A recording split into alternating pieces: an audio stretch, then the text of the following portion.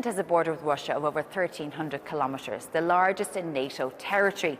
It's frequently targeted by Russia through cyber and hybrid war, including the sabotaging of undersea cables. In response, Finland is reconsidering its policy shift when it comes to EU defence spending and is even considering defence bonds. For the Europe Conversation, I catch up with Heikki Otto, MP for Lapland and chair of the Grand Committee of the Finnish Parliament. So Heikki Otto, chair of the Grand Committee here in Helsinki, thanks very much for joining us on the Europe Conversation. Well, I want to start off with Finland and the discussions that are happening in the EU at the moment and over the next few months around defence spending. We've heard, for example, Mark Rutte, the Secretary General of NATO, saying Europe needs to pay more. We know that Donald Trump's main message is Europe needs to pay more. And we hear that Finland might be open to the issue of defence bonds.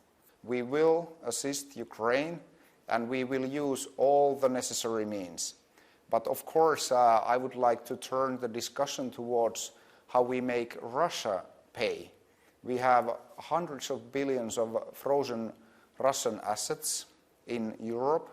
And of course, we have to find a legal framework to use those to support Ukraine now during the war, but also to rebuild the country.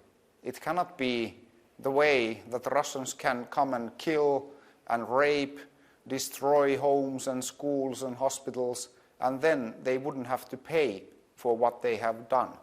Of course, the European Union and the West needs to find the legal framework to use the frozen Russian assets to pay.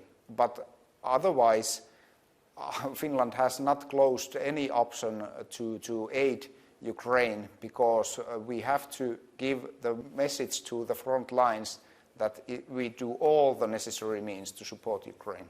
Because so far defence bonds have been off the table because countries like Germany and others are not supporting it. So can I just ask you Finnish position on this?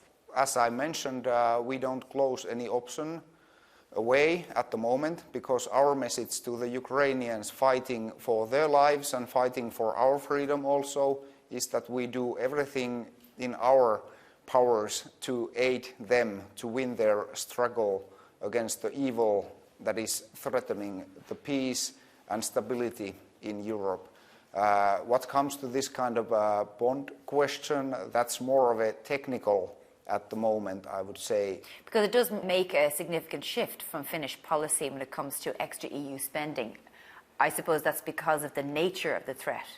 Everybody in Europe understands that this is really an existential issue for not only Finland and the countries neighboring Russia, but the whole of Europe and for the whole free world. You've got a particularly large border with Russia, over 1,300 kilometres.